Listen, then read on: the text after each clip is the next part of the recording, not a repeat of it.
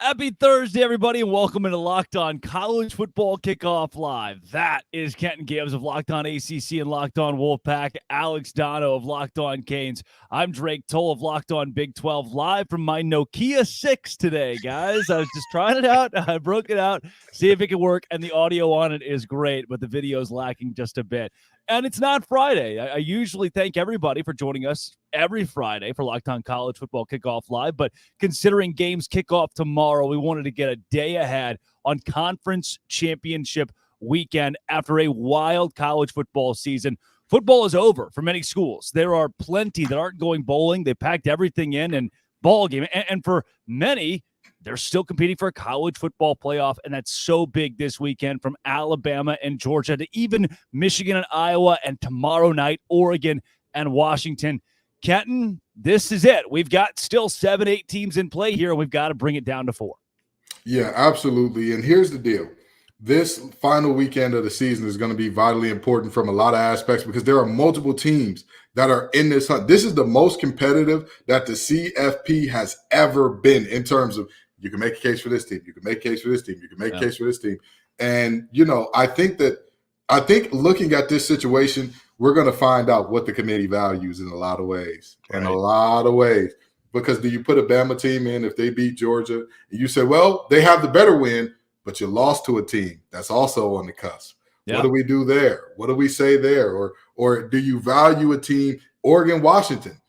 It's about who's trending in the right direction, all this good stuff, all that good stuff. It's hard to beat a team twice. We all know how hard that is.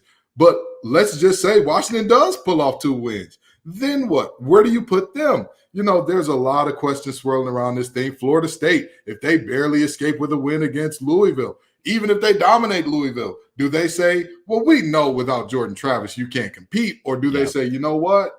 Hey, you did what you got to do. You did your big one. You won all these games by all these points. We got to put you in the playoff. So it's going to be very interesting to see how the committee plays this thing, because I'll tell you what, if they do a bad enough job, the folks will be screaming, bring back the computers. We got AI now. Bring them back.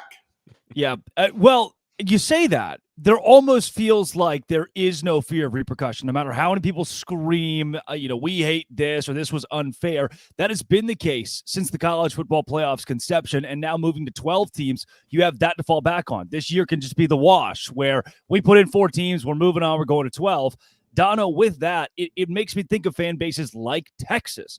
They've got a road win against Alabama. Their only loss is against Oklahoma at a neutral site on a last-second touchdown. They've got a much better resume than Oregon, who has 62nd strength of schedule. Texas in the top 10. Why aren't the Longhorns getting any love here? Well, I know that, Texas is not going to get in, I don't believe. Now, obviously, if Alabama does beat Georgia, that's where Longhorns fans are going to have the opportunity to go crazy. And I get it, right? Because, there have been years, back when Miami used to be really good, and I thought they were hard done by those old BCS computers that you guys were referencing earlier, where it's really fun to complain about that.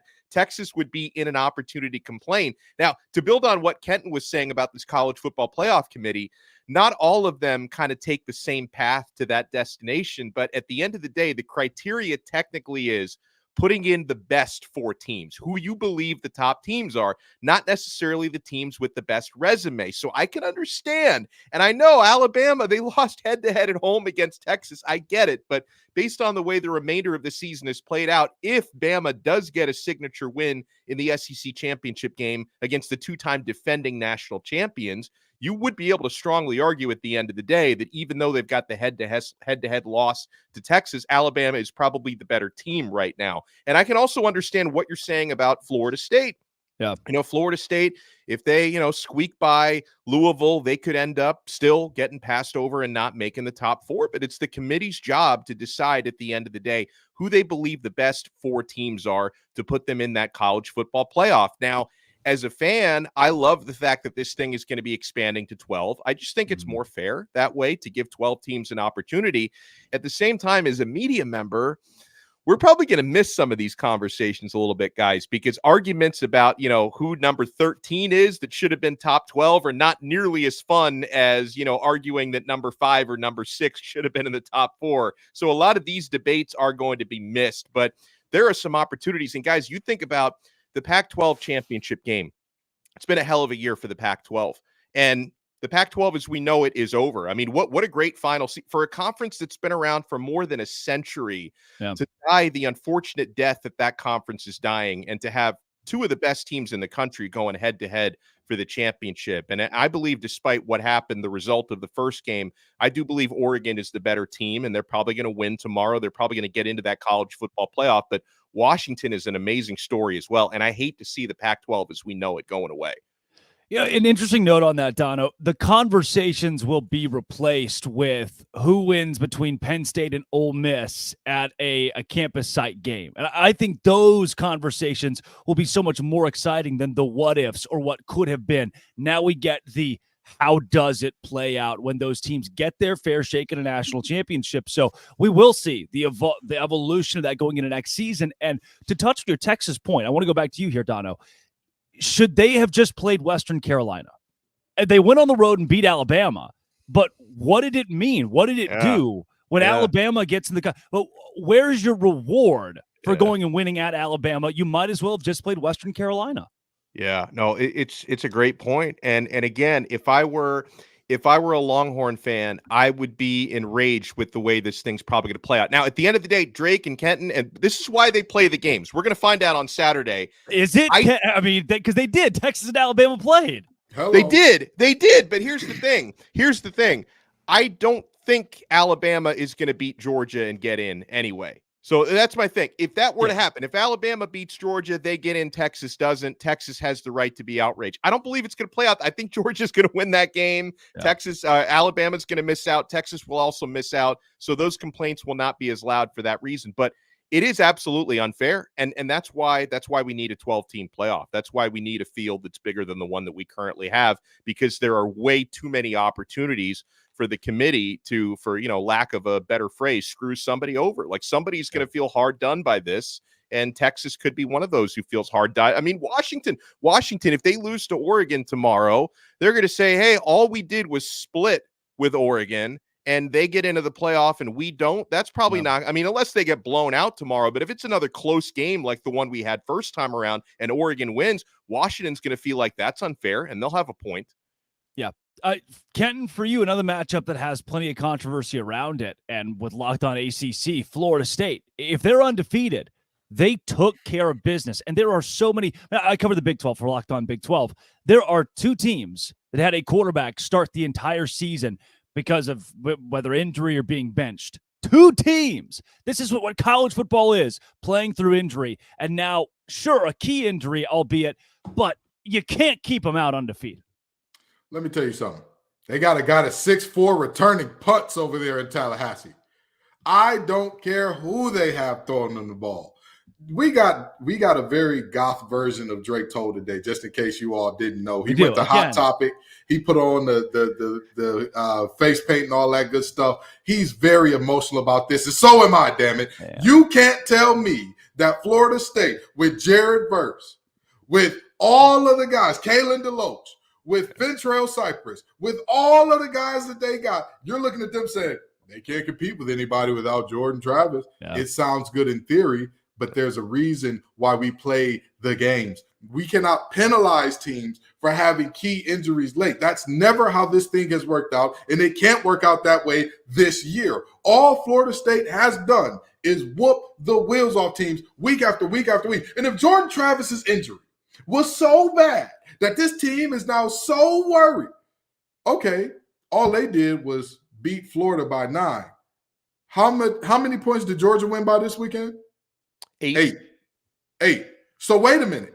All of the injury and all of how bad it was, and you can say all you want about, Georgia rested everybody. Everybody was rested. Sure, don't matter to me. At the end of the day, you put on film what you put on film. You put an 8-point win against a 6-win team on film.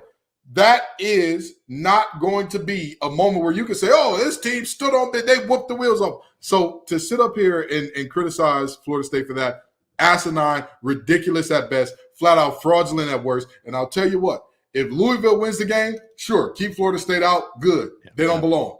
If Florida State wins that game, all they have done is go undefeated in the Power 5. You cannot keep an undefeated Power 5 out. I don't care what conference they're from. And I think the committee's going to agree with you. I don't see Florida State, because remember, they're already in the top 4. I don't see them falling out if they win the ACC championship. Like they're going to be, you just got to take care of business. And I agree with you overall. And because I've seen over these last couple of games, I think Tate Rodemaker has grown into that offense a little bit. He's never going to be Jordan Travis. He's never going to offer, the ability to extend plays and make some of the dynamic plays. Florida State's a really good football team. He's got to get the football to their excellent perimeter players, the Johnny Wilsons, the Keon Colemans of the world. Florida State's got a very good defense, which I think is going to give Louisville a really hard time in that championship game on Friday. Rodemaker, he's got to be a really solid game manager to win that game. Now, would that be enough in the college football playoff? I will say that even if Jordan Travis was still there and not Rodemaker, I wouldn't predict Florida State to beat some of the other teams they're going to be in that field with. But do they deserve, if they win that game against Louisville? Yes, they deserve to get in. I believe the committee will get it right. They will put them in.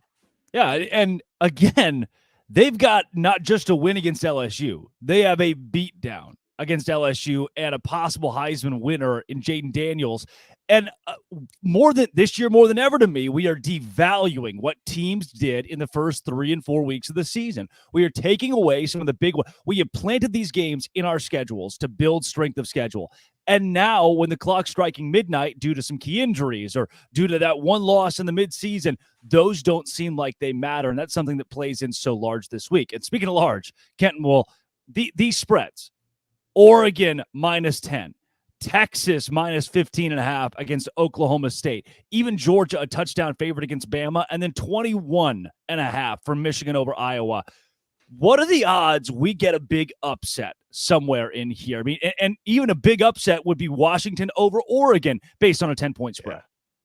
Penix is going to get the job done the same way I said he would the first time, and nobody believed me. Washington is going to beat this Oregon team. Oregon bullies a bunch of bad teams, and everybody's all of a sudden, oh my God, the mighty Oregon Ducks. You can't do nothing with them. Let me tell you something. You can try to change, but that's just the top layer. Homie, you was who you was when you got here. That's what I look at Bo Nix with. That's who I look at him as. You're a good quarterback. He's good. He's been in college for forever and a day. I believe he was in college when Brandon Ayuk was catching passes from Jaden Daniels at Arizona State. That's how long that young man has been in college. But with that being said, when he was in college, Jalen Hurts was throwing to CeeDee Lamb at Oklahoma. Those two guys have been all pro in the NFL for a few years now. That's my point exactly. Bo Nix is not the guy that everybody thinks he is. Penix is. Penix is that. He is phenomenal. He is spectacular. He's playing through injury, making it happen and all that good stuff. I'm going to tell you what. Oregon, they're a good team. Very good team. I'm not saying that they're a bad team in any way, shape, form, or fashion. I understand that they've been beating the brakes off teams and it looks like Washington's kind of struggling to get to the finish line. Heed my words. Washington will walk away the Pac-12 champions, and they will get into the playoffs. I strongly disagree. And it going back to, here's the thing. By the way, that is as mad as I've ever heard Dono. That was there was some oomph in that. I don't know how mad I can get about a game that's not even happened yet, but I don't see it playing out that way, because back in the first matchup, Washington won that game. Oregon beat themselves. I mean, there was some bad fourth down decisions. A college kicker did college kicker things when they could have won the game there. No. And since that time, and I know that there's been more injury issues for Washington, but since that time, Oregon has actually trended stronger coming off of that loss than Washington trended coming off of that win. And that game was in Washington. This game is, in Vegas, neutral site. I'm sure both teams will travel, but it's not going to be the home field advantage Washington had the first time around.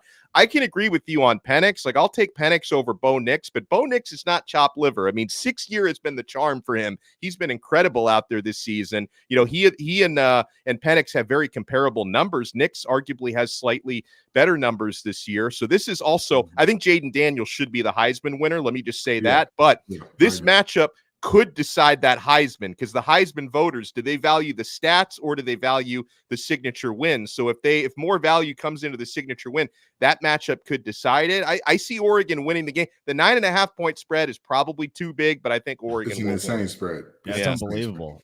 For a team that beat them in the regular season, I wasn't expecting that. And to your point, Donna, when you talk stats or the big moments, who has a Heisman moment?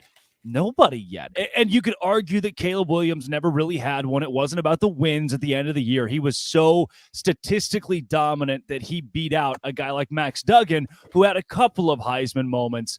And this year, when nobody's come to the forefront of that, you have two guys duking it out that are the top of the conversation in Bo Nix and Michael Penix Jr. that can grab their own. But for you, we've got Kenton's. He's got Washington over Oregon this week. Dono, do you find an upset in this conference championship weekend?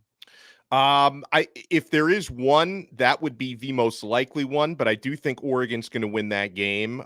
Texas is going to beat Oklahoma State, and obviously Oklahoma State, what a Jekyll and Hyde team, right? Because the same team that beats Oklahoma gets blown out by UCF.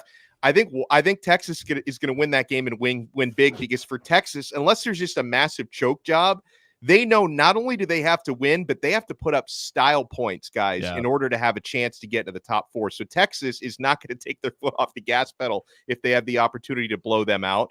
I don't know. You know what?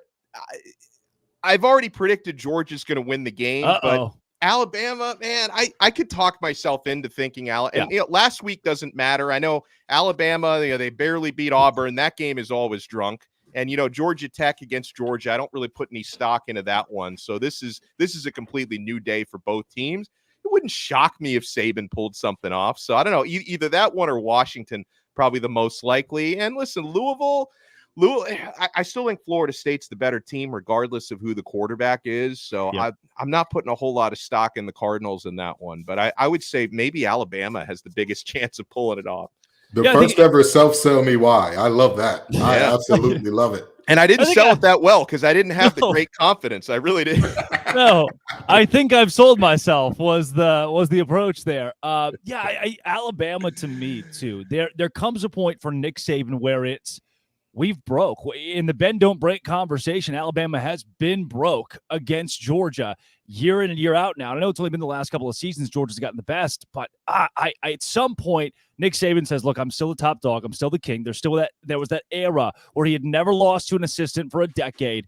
He's still Nick Saban. And that's got to be the message at Alabama and through Tuscaloosa this week. And then you get in the conversation of, does that keep Georgia out? That complicates things so much as we go down the stretch here in the college football playoff conversation. But speaking of that, let's get into some sell me whys for these underdogs and those who are big favorites this week. We will also talk transfer portal, all the latest in that, and maybe even some Liberty, New Mexico State, Miami, Ohio, Toledo. Who knows what's in store on Locked On College Football Kickoff Live. But first, we'll take it to Dono.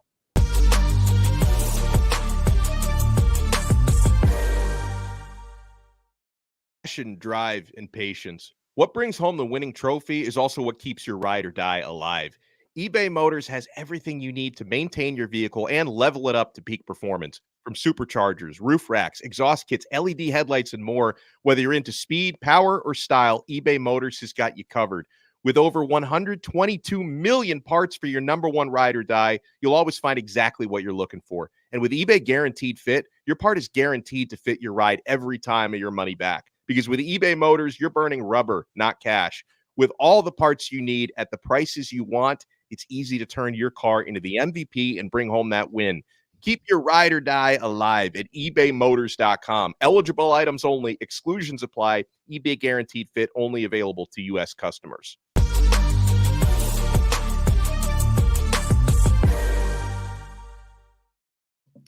It is time for the best part of the week every week. It's Sell Me Why. Oh, a little out of tune. We'll try it again over the course of the rest of the segment. Number 8, Alabama takes on undefeated number 1, Georgia in the SEC Championship. Here is Luke Robinson of Locked On Bama to sell us why the Alabama Crimson Tide can cover a touchdown.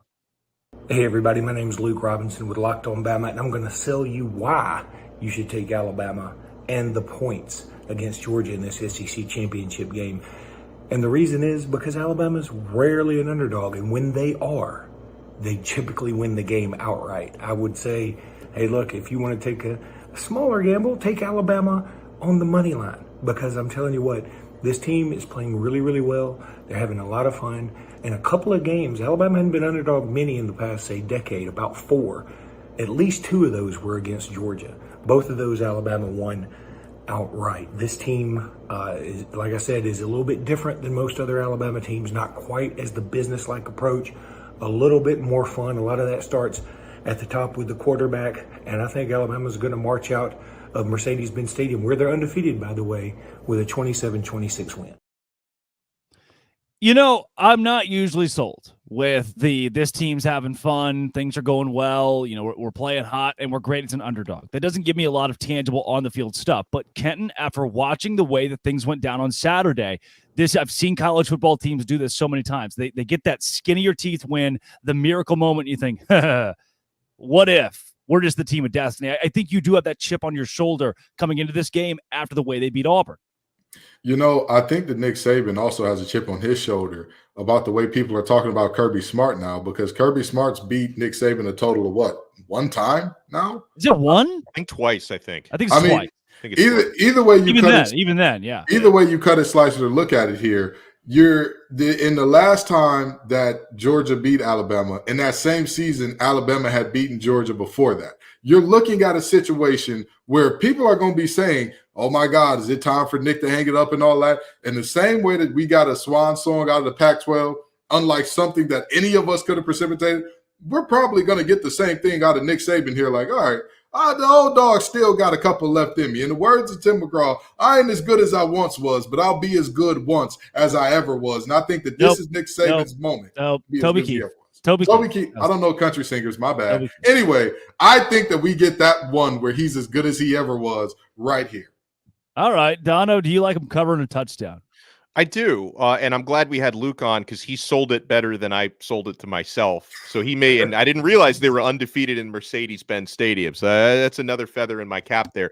But tangible stuff. Alabama's got the best defense Georgia has faced all year. I think that's worth noting. And Drake, I think you were the one who mentioned when you get the type of win and the type of moment that Bama had last week, where you're converting a 4th and 31 to win the football game, snatching victory from the jaws of defeat.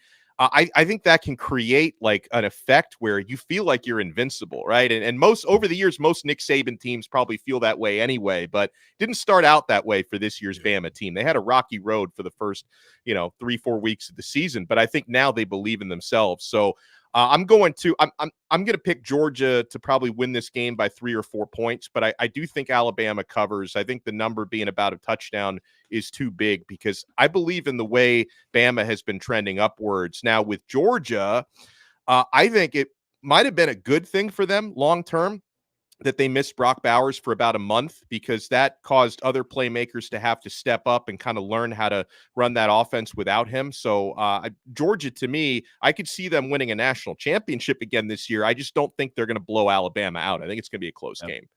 Kenton, you are as good as you once were. It is one win. Kirby Smart has gotten one win in 5 tries against Nick Saban. So I'll retract my statement. I double retract.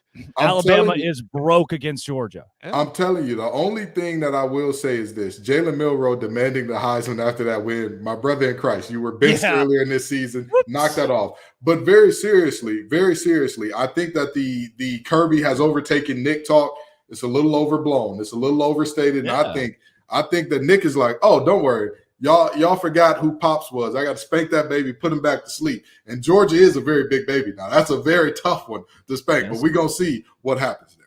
Now, Georgia has won almost 30 games in a row. So you can make that, while it hasn't all been head-to-head against Bama, you can make the case that Kirby Smart is the king of college football, at least for now, but he can be dethroned on Saturday without a doubt. 2 other teams that are fighting for college playoff contention in the Pac-12 Championship. Number 5, Oregon. Number 3, Washington. The Huskies won the first matchup 36-33 at home, but now they're 9.5-point underdogs. Here is Spencer McLaughlin of Locked On Ducks to tell us why Oregon can cover as almost double-digit favorites. Oregon is a big 9.5-point favorite against Washington in the Pac-12 championship game. And if they play the way they're capable of, they can cover that number. I'm Spencer McLaughlin of the Locked On Ducks podcast on YouTube and wherever you listen to your podcasts. It's Monday through Friday. Oregon is playing better football than Washington. That doesn't automatically mean they're going to win the game. It's the reason they opened as a 7.5-point favorite. And I think the public, largely because of the way Oregon's played the last couple months, has moved it out to a 9.5-point spread. Oregon can cover that number, though. Bo Nix is playing as good a football as anybody in the country. His decision-making and playmaking have both been off the charts good over the last couple of months. The run game hasn't been quite what it was in the first half of the season, but in each of the last two matchups with Washington, both losses for the Ducks, Oregon has run the ball exceptionally well, and the Huskies have struggled to tackle. If that comes up again, Oregon can win by 10 or more. Okay. Oregon can win by 10 or more, Dono. I will agree with that. We've seen them dominate teams. However, you use the inverse of what Spencer brought. If Oregon plays their best brand of football, if Washington does the same, I still think the Huskies have an edge here.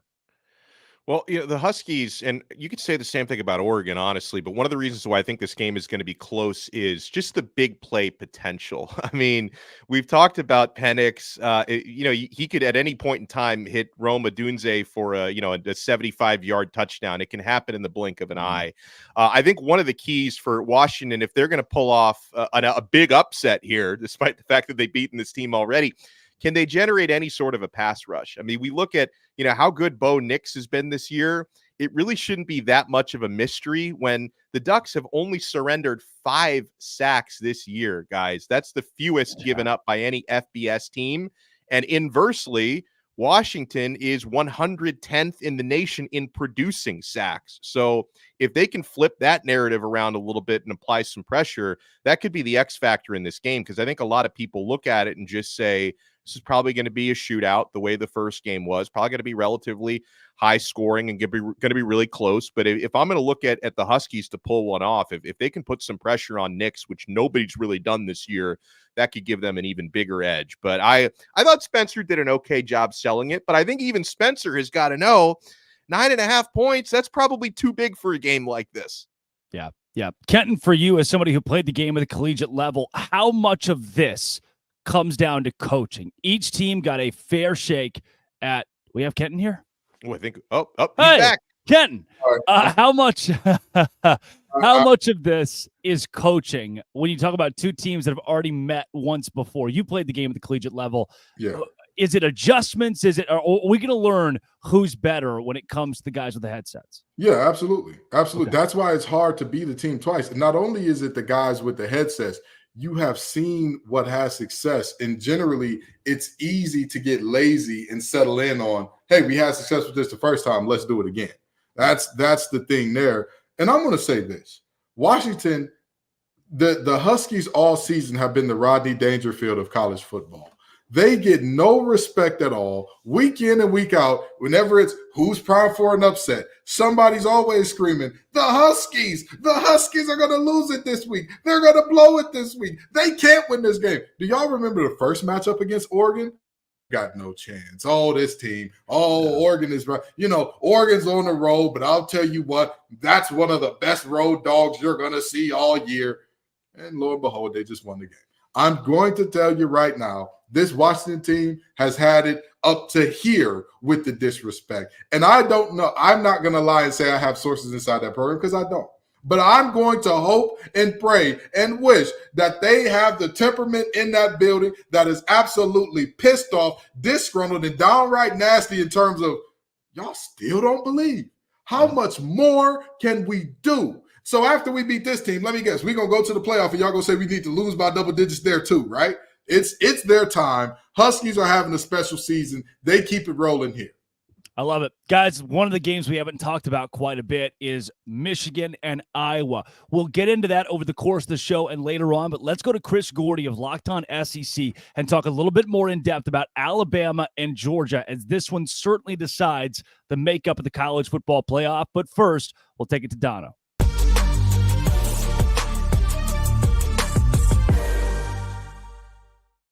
Having so much fun since 2020 on Prize Picks. Prize Picks is the largest daily fantasy sports platform in all of North America.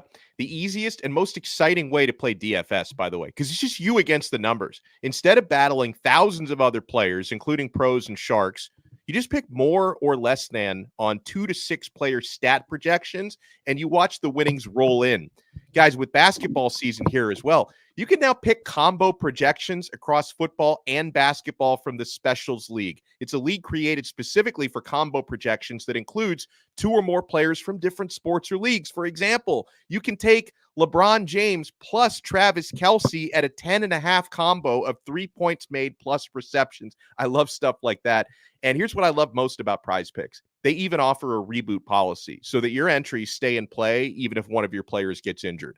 For football and basketball games, if you have a player who exits the game in the first half and does not return in the second, that player is rebooted. Prize Picks is the only daily fantasy sports platform with an injury insurance policy. Go to prizepicks.com/lockedoncollege and use code LOCKEDONCollege for a first deposit match up to $100. Prize Picks really is daily fantasy sports made easy.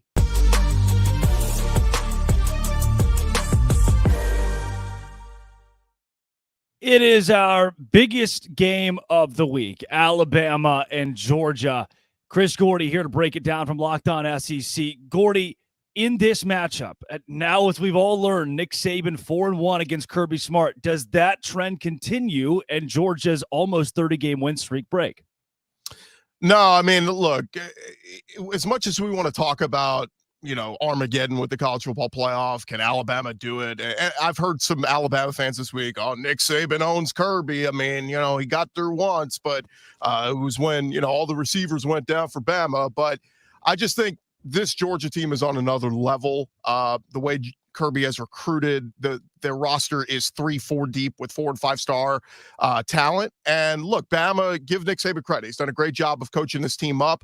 They were not, before the year, I think some of us kind of thought, okay, this could be a 2-loss team. And when they lose to Texas at home in week 2, some people are thinking, they're going to lose 3-4 losses. Give them credit. They've rallied. I'm a little bit hesitant on the Jalen Milroe has arrived. They were very fortunate, as we know, to win that Iron Bowl a week ago. They should have lost that game. Miracle play. Give them credit. They make a big play when they needed to. But, when people were talking about, this team's getting red hot, Milroe's looking great and all this, keep in mind who they were playing. They were playing some mediocre to bad defenses when he really started taking off. They had to hold on for dear life in the second half against Arkansas. After that, they have a terrible first half against Tennessee. Then they have an awesome second half against Tennessee. But after that, they beat up on LSU, who was one of the worst defenses in the SEC. They put up 49 on a bad Kentucky defense, and then they put 66 on Chattanooga. So, look, Alabama's good, but I'm not ready to say this is one of the best offenses. Look at some of the tougher defenses they've played this year. 24 against Ole Miss, 26 against A&M, 27 last week against Auburn, and really it was 21 because of that miracle touchdown. So I just think, the expectations are Georgia's not giving up more than, 24 to Bama. So if Bama gets to 24, can they hold Georgia's offense under that? Maybe, but it's going to take a special defensive performance from Georgia. See, you just took the question right out of my mouth because, normally Dono's the betting guy, but I was going to ask, what's the magic number in this game to get to? So instead, I'll ask you this. What is Georgia's path to winning and what is Bama's path to winning this game, in your opinion? Yeah, I think Bama's going to need a turnover or two, or a big kick return. We saw Caleb Downs a couple weeks ago with a big punt return. They benched Kool-Aid McKinstry in the return game. So, if Caleb Downs returns a punt for a touchdown, that would be huge. A pick 6 on Carson Beck would be huge. Hit for a fumble recovery for a touchdown, something like that. Bama's going to need a big momentum-changing thing.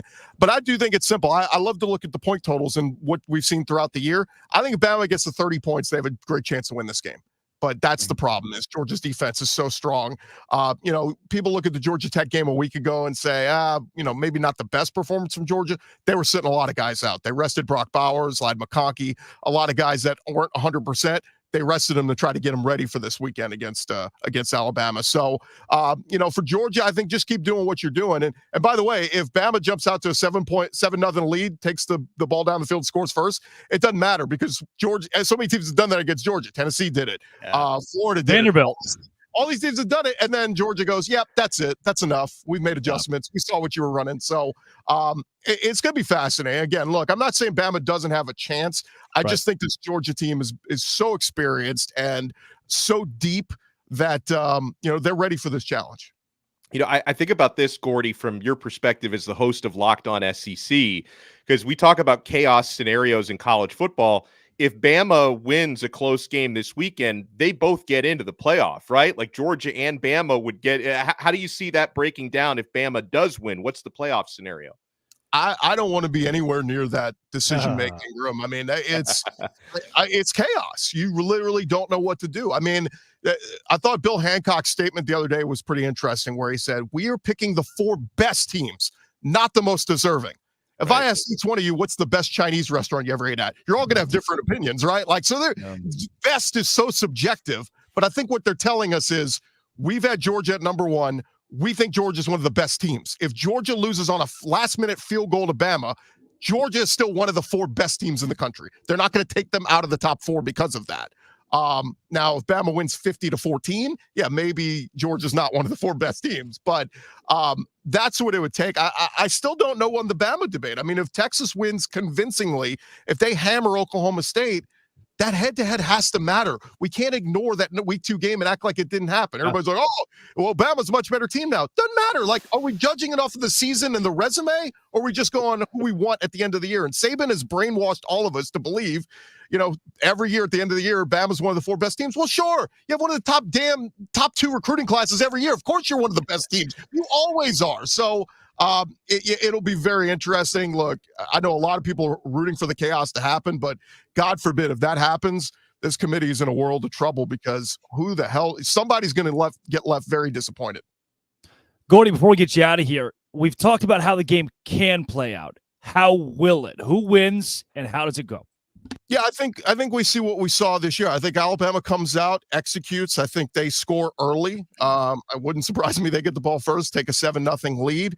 But then we'll see Georgia do what Georgia does. The quick passes out to Brock Bowers and some of their Rara Thomas and some of their weapons they have, and that run game. I mean, Kendall Milton and all the different pieces they've had throughout the year. Dejon Edwards been so good this year. They just bleed you. It's that slow bleed where it's like, God, he just got 6 yards of first down. Oh, it's another 6 yards. And it's just like they just keep the chains moving, keep the clock running. And so, I picked Georgia. I think Georgia scores in the 30s. Wouldn't surprise me if they get to 40 here. Georgia wins something like 41-24. Probably close at half. I mean, if you want to say Bama is hanging around the first half, I just think this Bama defense is not great. Like they're good, but Kevin Steele, he's an average to good defensive coordinator. Saban plays a big part of that. But keep in mind, this Alabama team, we're so used to them winning games, like the Kentucky game a few weeks ago, where they scored 49. In years past, that game would be 49-6 or 49-10. Instead, they gave up 21 to Kentucky. They didn't, get the stops when they need to. They let Kentucky keep putting together drives on them. So I think this weekend, Bama gets not exposed, but we get a reveal of how far ahead Georgia's program is right now, ahead of Alabama. That's Chris Gordy of Locked On SEC. Gordy, thanks for joining Locked On College Football Kickoff Live. All right, thanks, guys. And hopefully I told you why.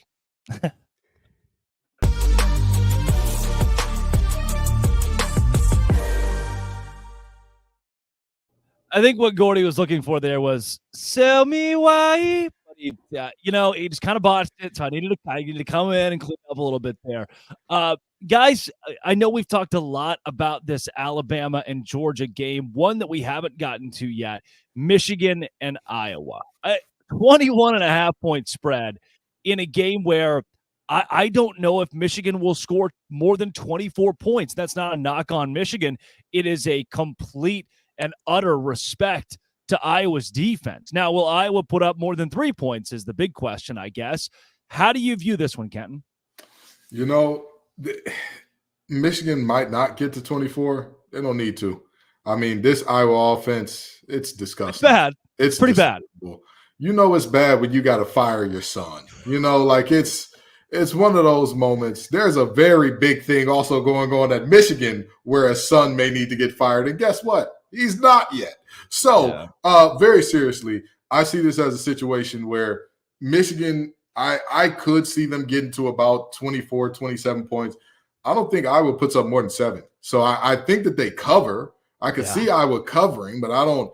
Their path to win this game is 0 to none. It's slim to none. And Slim's got his top hat on with 1 foot out the door. He's doing the smooth criminal lean out the door. So I think that Michigan takes care of business here.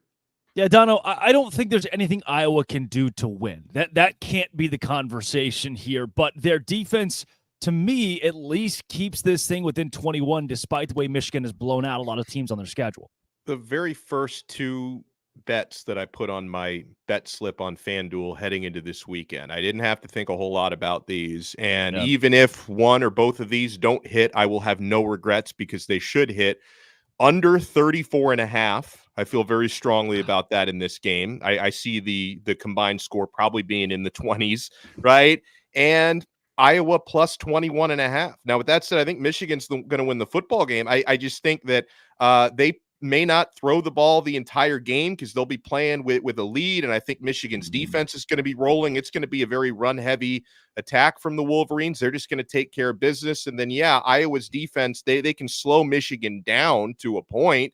They can't score on Michigan because let's not forget Michigan has an incredible defense. I know the storyline for Iowa has been defense because they can't score. Michigan can score, but they've been consistently one of, if not the top defense in the country for most of the season. So, and listen, it's no disrespect to Michigan. I just think that out of the Power 5 championship games this weekend, this to me is the most missable out of them. That if I, for whatever reason, I maybe do some yard work and I don't catch the entire game, I'm probably not going to lose too much sleep over that. But I think Michigan's going to win, but it's going to be a low-scoring game, and they're probably not going to cover. Dono's the maniac doing yard work at 7 or 8 p.m. Eastern time. I wasn't sure if that was a night game, but yeah. Okay, oh so I'll be doing yard work. All right. Dono's married to the yard work. Iowa's last 5 games, 13-10, 15-13, 22-0, 10-7, and 12-10, which is straight out of the book of the 1920s. Just like John Heisman era, Georgia Tech, Cornell going out there and duking it out. I do think Iowa covers the 21.5 this weekend. That's given us a good view, guys, of the conference championship games this week. I know the one that we really didn't touch too much on is Texas, Oklahoma State, but the biggest storyline in that is not the game itself. It's more so, can Texas backdoor its way into the college football playoff somehow, and how does that resume stack up? But as we move out of the games themselves, let's go into some big booms and busts. This is really the last chance we'll get to pinpoint those over the course of the entire year that we think, wow, that team is a bust. And Kenton, I know you're passionate about a couple. Yeah, I want to start off with bust, and I want to actually start here, okay? Everybody during rivalry week who's being soft and saying, please stop saying mean things to our team. Listen, it's rivalry week. Turn the sprinklers on. I love it. Turn the sprinklers on. Turn the sprinklers on. And tell me you did it. Call the opposing team pieces of crap. That's what you're supposed to do. Say that you couldn't get into our school. Say that. You're supposed to hate each other. That is how this thing works. What does Georgia and Georgia Tech call theirs? Clean, old-fashioned hate. What does West Virginia say to Pitt when the song Sweet Carolina come on? They tell them to eat feces in a 4-letter word that rhymes with spit.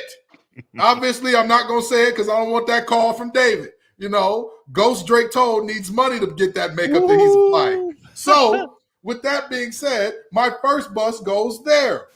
My second bust. This makes me happy. This brings great joy to my heart. This brings joy. There we go. Oh, William Mack Brown. Come on down to the floor. And I know a lot of you are thinking, oh, you're partying on your enemy's grave and you beat them. Let me tell you something. If a child is younger than 4 years old, they don't know a world where NC State lost to UNC. Let's start there. Let's go beyond that to the fact that for 2 straight seasons, those boys in Chapel Hill have absolutely broken down like a 93 Pinto on the side of the road. Wait a second. If a child's under 4 years old, they don't know a lot of things, Kenton. I just want to throw that part out there as well. That's fair. That's fair. That's very fair. But you've got a point. I'll give it to you. But the reality is, this man has led this program to top 10, top 12, top 15, and then falling off a cliff every single time with no parachute. This ain't Fortnite. They falling off that cliff in an ugly manner. I mean, this is like the other guys when they said aim for the bushes. What bushes, Mac? This is hideous. Why does your team not show up for the second half of the season? That's my second bust of the week. Oh, geez. Dono, are you as passionate about yours? Let me go with a long-term bust. I can't say I expected them to win this past weekend, but our pal LinkedIn Billy, not bowl eligible, 5-7 season for and next year still haven't fired him. Next year's schedule is even tougher. Like Florida may win 3. They could have a better team next year. They probably won't, but if they had a better team next year, they might only win 3 or 4 games next year. Jeez, so, Dono. I'm just surprised Brandon hasn't muted me yet. Pick him down. Why don't you? Victory lapping our rivals. We love this. Yeah, we love this. I was gonna throw some shade at North Carolina, but I can't possibly do it better than the way Kenton just did. So I'll leave that one alone. In terms of just strict busts from last week, okay? How can I not go Auburn? I mean, you are a 4th and 31 stop at home away from beating Alabama, and you don't stop that 4th and 31. And how many seconds did Jalen Milroe have to throw that football? He was in what felt like 30 seconds. He's dancing around in and out of the pocket. But listen, I know it's a tough one. Wherever you are, Zach Blackerby, I'm so sorry. And I'm sure you haven't recovered from that yet. And I can't blame you for not having recovered from that. But I got to go with them for a bust. And if I can flip the script to this is one of those weird weeks where my busts outweigh my booms. But I've got to go Michigan for a boom, right? I mean, last week, rivalry week. And out of all the rivalry games played, none were bigger and none were contested against a tougher opponent than you could argue Ohio State had the toughest opponent, but from Michigan's side of things, that was the biggest win of the week. That was a defining win for Michigan once again without Jim Harbaugh on the sidelines. He finished out that suspension. So Michigan is my boom above all booms this week. All right. I've got plenty of busts this week. Because we have not talked a lot of Texas and Oklahoma State. I'm going to give you a little bit from the Big 12, but I'm going to start with my Nokia 6 that I'm recording this from. That's my first bust. We got to upgrade things. My second is Geek Squad at Best Buy. They say fixed. They say my computer's fixed, and this is what I get. My goth girl era. I am livid today, but hey, we've made it work. The audio is great. My biggest bust. Goth girl Drake. We stand her. Yep. Best Buy Geek Squad does not stand on business. I am so disappointed with what TCU did this year. You go out, you go win a game in the college football playoff. You go to the national championship, and from there, from the second Pentatonics sang that national anthem, nothing has been the same for the TCU Horned Frogs and Sonny Dykes. They have not looked consistent. They have not looked good. Georgia beat them into submission and then some, to the point where they missed a bowl game after going to the national championship. It's inexcusable. You can't miss a bowl game in the Big 12, especially the parity of the league this season. Plenty of beatable teams, plenty of games that they lost they should have won. TCU is a massive bust, possibly long-term. Another one, the Baylor Bears, who went 3-9. The AD comes out and says, hey, we have standards here. Oh, is your standard 2-10? Did you just clip it? Did you just barely get above that standard? And then your excuse for not firing the coach is, you know what we'll do? We'll fire all the assistants. Well, you already did that. You did that 2 years ago. And now you're doing it. At some point, it's got to be the head coach. And then they say, well, the real issue must have been NIL. You claim to be the number one team in compensation in NIL in the entire Big 12. But that's the issue. That's why you're losing ball game. Well, the portal's not good enough. You brought in 13 guys last year, have one of the top classes in the Big 12. At some point, something's got to give. You're serious about sports, and you make a change. And there are a lot of schools in the country dealing with the same thing right now that decided, you know what? This is not the offseason. We're going to make a change. So they didn't. Another bust. The guy is having relations with a volleyball player, hires her on staff to continue said unspeakable relations, then wrecks his motorcycle, lies about it, says she was a bystander, helped him out. Then it comes out that he lied. He's got a whole wife and kids, and you fire the guy who hired a woman who he was seeing on the side. And then you rehired the guy. That was a shocker for me. I couldn't believe that. What is the statute of limitations on being a bad person? At what point? Is it 10 years? Is it 12 years? We decide, you know what? I would rather win football games. And look, I know 90% of Arkansas fans are very excited about this move because they care about one thing, and that's winning football games. But Do we not remember the true details of the atrocity of what he did to that woman, to the university, the embarrassment that was? And Arkansas has hired Bobby Petrino as their offensive coordinator. I got busts all around. My boom, though, Mike Gundy. Give me Oklahoma State and Mike Gundy for losing to South Alabama and still making the Big 12 championship game somehow. But, Dono, you perked up there a bit. This whole Bobby Petrino thing I do want to hone in on for a second because it's wild. Well, I just want to say that obviously in the coaching carousel, because you even mentioned it, when it comes to teams who ultimately have to hire coaches and the fan bases that react to those hires, the most important criteria usually is get me somebody who can help us win. And we do see very commonly, no matter what level of football, college, professional, you can burn a lot of bridges and still get opportunities. The coaching fraternity is a weird thing like that, but you usually don't get that second opportunity at the same place where you burn that bridge. That's the shocking thing. Like, Petrino has gotten a lot of jobs since, the first go around at Arkansas. He's got a lot of different jobs since then, which is just the reality of college football. The shocking thing to me was to get the job back there. That was what I couldn't believe. Yes. College football is look at Hugh Freeze, who's in the same division where he was calling escorts on a university phone. Right. How quick we forget because he beat Alabama a couple times. I mean, I don't think it's a matter of forgetting. I can't remember what NFL scout it was, but they said if Hannibal Lecter could make tackles and ran a 4.3, we'd just say he had an eating problem.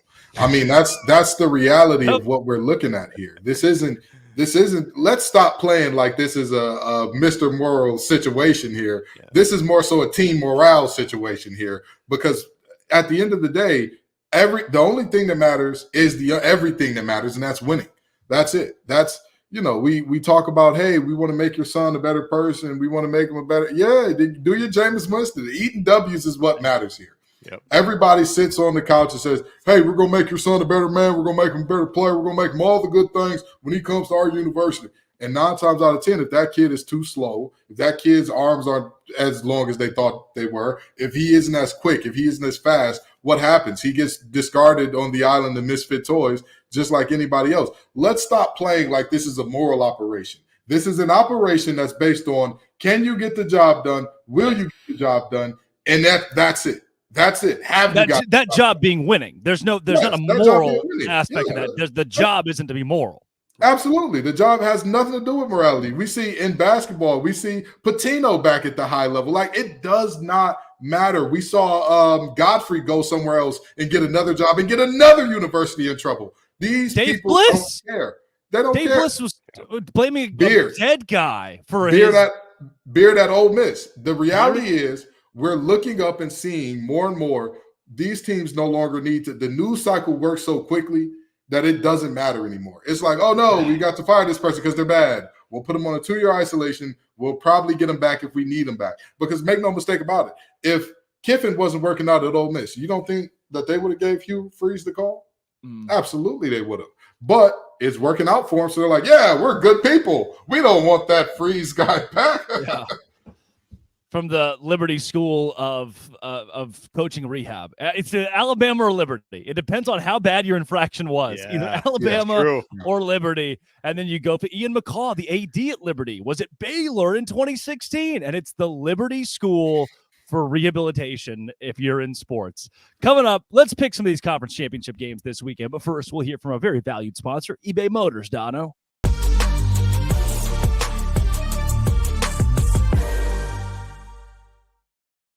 Passion, drive, and patience. What brings home the winning trophy is also what keeps your ride or die alive.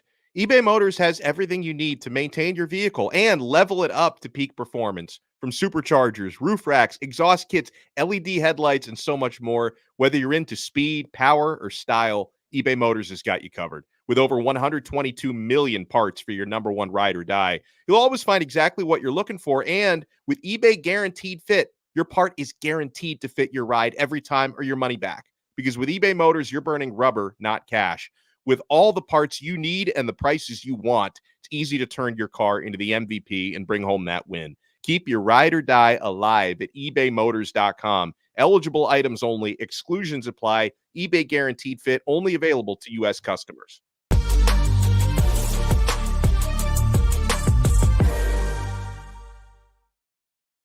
All right, let's close this thing out, boys. Conference championship weekend. Very quickly, very, very quickly.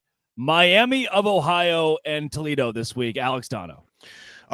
Because I don't want to anger Brandon Olson more than I have already. Our lead producer here is the one who won. He's a Toledo guy in addition to being the host of Locked On Gators. I'm going to go with the Toledo Rockets to get it done.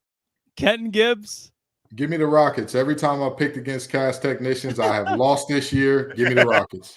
All right, fine. I'll take Toledo just for Brandon. I know he's had a tough year with Florida. Toledo it is.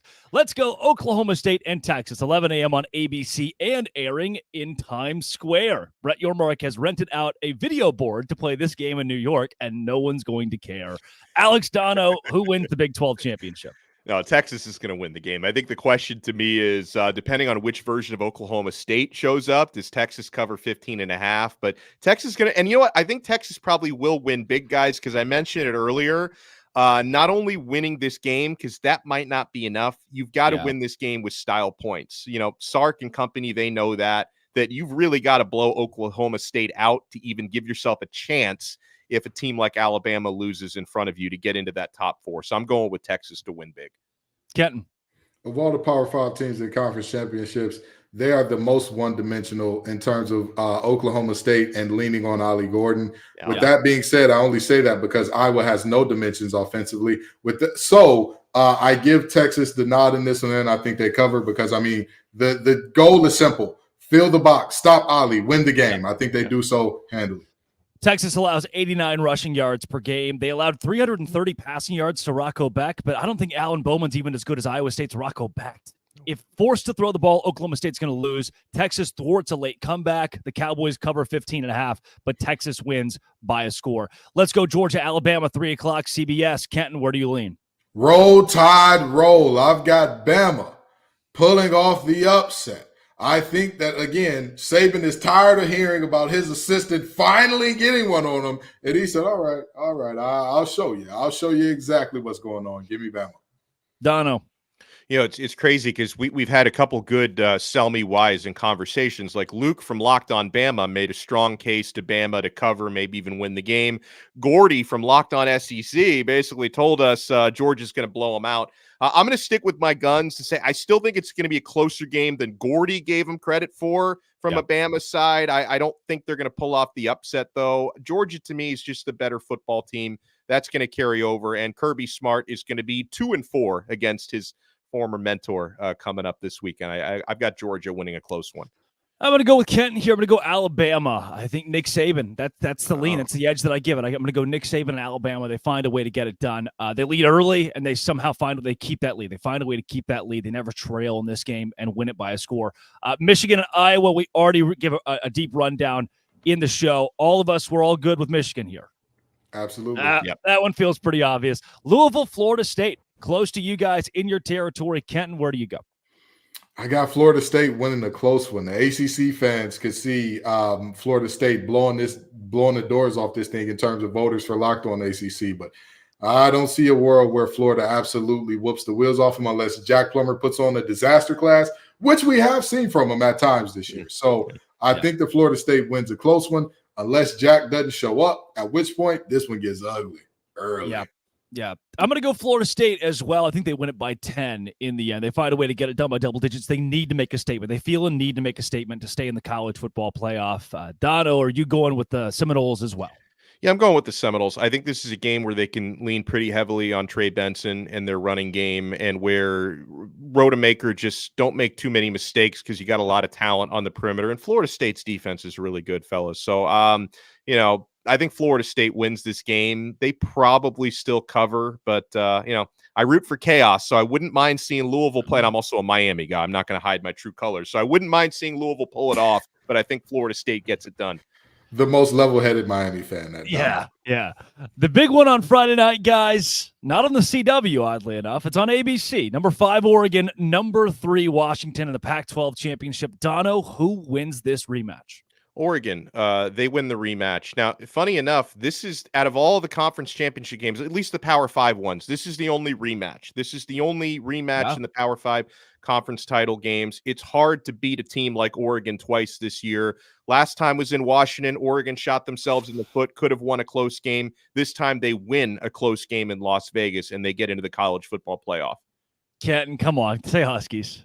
You know what I got? You know I got the Huskies. I've got the Huskies winning this game because, again, they were underdogs in the first game. They've been picked as the team to be upset multiple times this year. Again, the disrespect has got to stop at some point in time.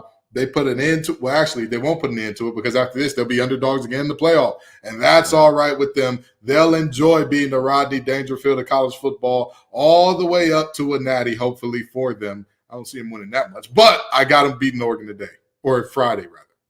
Give me the Washington Huskies in this game. I just think we saw too many coaching blunders in the first game from Oregon for me to trust that staff coming up in a rematch. I'm going to go Washington in this one. That is Kenton Gibbs of Locked On ACC and Locked On Wolfpack, Alex Dono of Locked On Canes. Just want to say, guys, it's been a pleasure this whole season. You're both pros, and to work with you every week covering all of college football has been great. Kenton, thank you. Absolutely. I'm excited to be here with you, Drake, man. I'm excited to be here with you, Dono. I'll tell you what, when I got the call about this show, I said, who am I going to be doing it with? They told me y'all two. I did some research. I said, wait a minute now. This little blind kid is all right. This is the best blind kid since Bieber. I love it. We got to get some toe fever going, baby. We got to get it rolling. Dono, a pleasure to work with you too. Pleasure to work with you both. Like I knew Kenton a little bit going back to last year with Locked On ACC, getting to know Kenton better and getting to know Drake Toll because I knew him as the best hair in the business. He and Borba have the best hair on the Locked On network, but there's a lot of substance behind that hair, Drake. You did a fantastic job all year long. Thanks, guys. As a 16-year-old who just got my car keys last week, it's been an honor to get this call. This has been and always will be. Thank you all for joining us every single week for Locked On College Football Kickoff Live.